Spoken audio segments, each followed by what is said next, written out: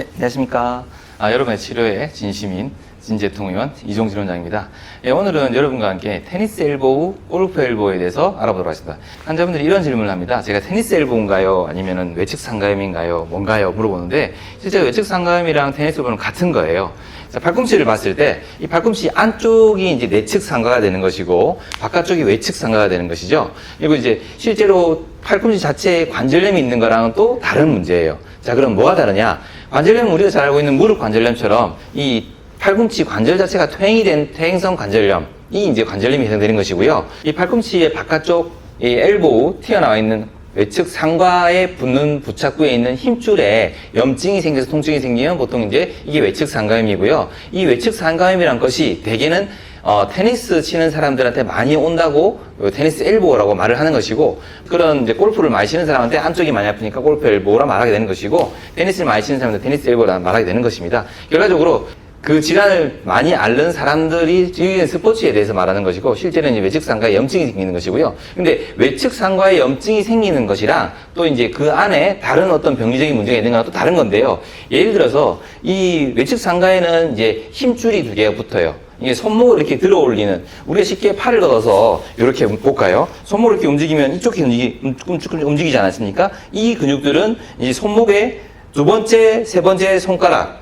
있는 이 중수근이라는 끝 부위에 붙어서, 여기 붙어서 쭉 가서 외측 상가에 부착을 합니다. 그래서 이제 손목을 들어 올리는 근육이라 가지고 수근, 신근이라 그러거든요. 손목 올린 근이란 말이죠. 그러니까 이제 장수근 신근, 단수근 신근, 이 두 가지 이제 ECRB, ECR로 유명한 우리 의사들이 잘 알고 있는 그런 근육의 힘줄이 여기와 이게 붙는데, 이쪽은 힘줄이 퍼져가지고 힘을 좀 분산시키는 데 의해서 여기는 힘이 몰려요. 그렇기 때문에 우리가 손목을 많이 쓰거나 팔꿈치를 많이 쓰다 보면은, 특히나 이제 예를 들어서 뭐 라켓을 쥐고 뭐 채를 친다거나 골프를 친다거나 아니면 뭐 야구 배트를 친다거나, 우리가 물건을 든다고 예를 들어 볼게요. 제가 이게 물건이에요. 제가 물을 때 이렇게 해서 이렇게 들지 않죠. 이렇게 들잖아요. 이렇게 들잖아요. 그 말은 손목을 이렇게 들어 올리는 일이 항상 기존에 깔려 있으면서 이 근육을 쓰기 때문에, 이 손목을 들어 올리면 아까 말씀드린 것처럼 이 근육을 쓰는 거예요. 이 근육이라는 것이 결과적으로 여기 아니면 이쪽에서 힘줄이 붙는데 탈이 많이 나는 곳이 이쪽이기 때문에 이 통증이 이쪽에 염증이 생기면 이게 외측 상가염이라 그러는 것이고,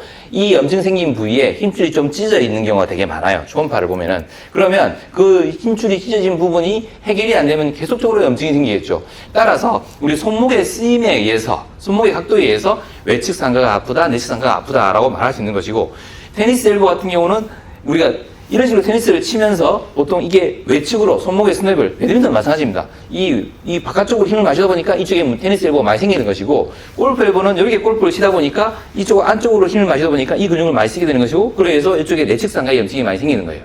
자, 그러면 우리 쉽게 외측 상가, 내측 상가에 염증만 있다 그러면 아까 말씀드린 것처럼 소염제를 먹고 좀 이 근육이 통증이 있으니까 이쪽에 물리치료를 하고 하면 금방 낫겠죠. 그런데 대개는 이게 생활 습관이에요. 스포츠처럼 계속 하게 되는 반복적인 운동이거든요. 그러면 결과적으로 그쪽에 있는 힘줄이 손상이 될 수밖에 없어요. 그래서 손상이 된 상태에서 치료를 한다 그러면 이 물리치료라든가 소염제만으로는 치료가 안 되죠. 금방 또 재발하고 아프고 또 아프고 한단 말이에요. 그렇기 때문에 저 같은 경우는 물론 이 환자가 아픈 지 얼마 안 됐고 젊은 환자면은 말씀을 드려요. 이거 좀 쉬어주고, 일단 쉬는 게 제일 중요하죠. 그 근육을 안 써야 되니까. 쉬어주고 약을 먹고 소염제를 좀 먹으면서 물리치료하면서 경과를 봅시다 해요. 근데 그런 치료를 했는데도 불구하고 낫지 않는다. 그럼 결과적으로 이 사람이 손목을 계속 쓰고 있다거나, 아니면은 그런 쓰지 않는데도 불구하고 아프다 그러면 팔꿈치 자체에 이미 어떤 힘줄에 좀 기질적인 손상, 힘줄이 좀 찢어 있는 거죠. 그런 부분이 있다는 거예요. 그러면 환자분께 말씀드리죠. 잘 안 나으니까 저랑 같이 초음파를 보고 확인해 봅시다. 초음파를 딱 봐버리면 힘줄 찢은 게 보여요. 또는 이제 그 부위에 석회가 많이 쌓이기도 하고요. 따라서 그런 부분들은 실제적으로 이제 치료를 해야 되겠죠. 그래서 저는 초음파를 보고 문제 있는 부위에 직접 바늘을 넣어서 약물을 뿌립니다. 보통 저 같은 경우는 이제 PDRN이나 라이덴 같은 태반 계열의 재생주사, 또는 이제 우리가 연어 아시죠? 연어의 종수에서 추출한 일명 DNA 주사라고 하는 PDRN 주사 같은 것들을 주사를 합니다. 근데 그런 주사로 치료 효과가 보통 잘 보는데, 이 환자가 굉장히 오래되고 오랫동안 고생했다. 실제로 제 환자 중에서도 그런 분들이 있어요. 되게 이제 이것저것 안 낫고 계속 아프다 그러면 추가로 충격파를 치료하기도 하고요. 이제 주사를 좀 바꾸기도 합니다. 보통 이제 콜라겐 주사에다가 PRP 같은 주사들을 섞어가지고 우리도 혈액에 있는 성장인자를 이용하는 거거든요. 그런 식으로 좀 장기적으로 꾸준히 치료하면서 또 환자도 최대한 손목과 팔꿈치를 안 쓰도록 만들어두죠. 자, 그러면 이 팔꿈치를 안 쓰도록 하기 위해서 이제 우리 보통 손목, 팔꿈치 보호대를 하게 되는데요. 팔꿈치 보호대도 우리가 두 가지가 있습니다. 한 가지는 우리가 무릎에 관절염이 있을 때 무릎을 다 감싸서 무릎에 안정성을 주는 이 보호대가 있죠. 마찬가지로 팔꿈치도 팔꿈치 관절염이 있을 때는 팔꿈치를 다 감싸주는 팔꿈치 보호대가 있어요.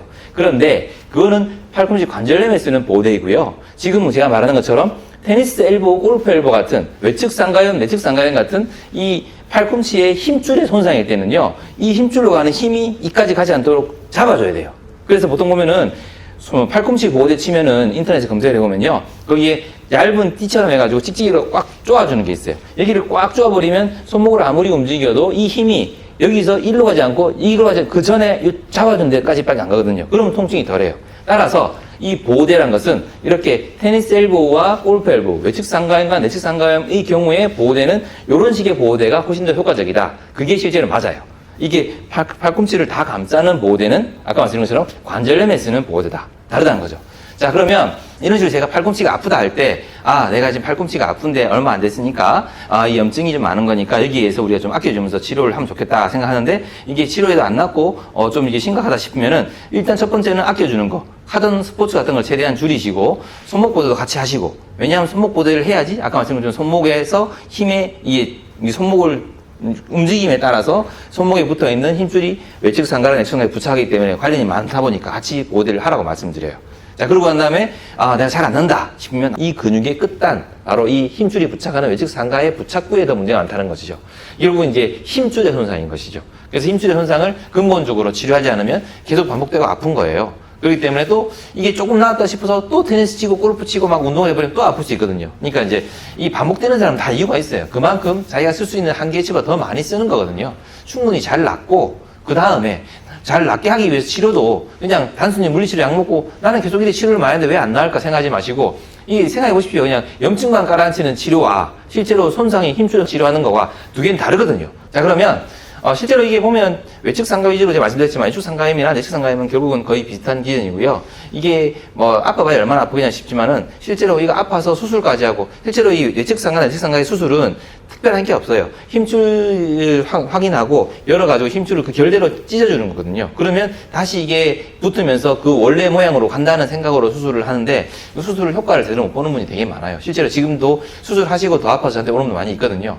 무조건 하지 말아야 할 수술이라는 절대 아니지만 너무 큰 기대를 갖고 할 필요는 없다는 거죠. 그렇기 때문에 일단은 내가 팔꿈치가 아프다 그러면 그 단계별로 첫 번째로 내 몸을 아끼는 거, 하던 운동을 조금 멈출 필요가 있고, 그 다음 이제 이 내 질환에 대한 정확한 진단, 그냥 단순히 염증만의 문제가 아니라 힘줄 손상이 있다 없다를 파악하는 것, 이런 것들이 필요합니다. 우리가 이제 점점 기대염이 길어질수록 오래 살지 않습니까? 우리 몸을 잘 아껴 써야 됩니다. 이게 수술이고 뭐시고 해봐야 결국은 자기만 한 게 없어요. 평생 하는 것도 없어요. 보통 환자분들 무릎 수술하고 어디 수술하고 해서 오십니다. 난 수술했는데 왜 이게 아프지? 이게 수술이라는 것은 얻는 것도 있지만 잃는 것도 많다. 그걸 감안하고 하는 거라고 설명을 드려요. 그러니까 우리 몸이 온전할 때 최대한 잘 보존하는 게 제일 중요합니다. 따라서 여러분 오늘도 운동도 열심히 하시지만 안 다치도록, 그리고 적당한 수준에서 우리 몸이 할 수 있는 만큼 단계별로 쌓아서 준비 운동을 철저히 하시고 하시는 게 중요하겠다 말씀드리고요. 오늘 여러분한테 이제 말씀드렸던 이 테니스 엘보, 골프 엘보, 그러니까 외측 상가염, 내측 상가염에 대한 정보가 잘 전달됐으면 좋겠습니다. 예, 이상으로 오늘도 여러분과 함께 하였습니다. 예, 여러분 치료에 진심인 진재통 의원 이종진 원장이었습니다. 감사합니다.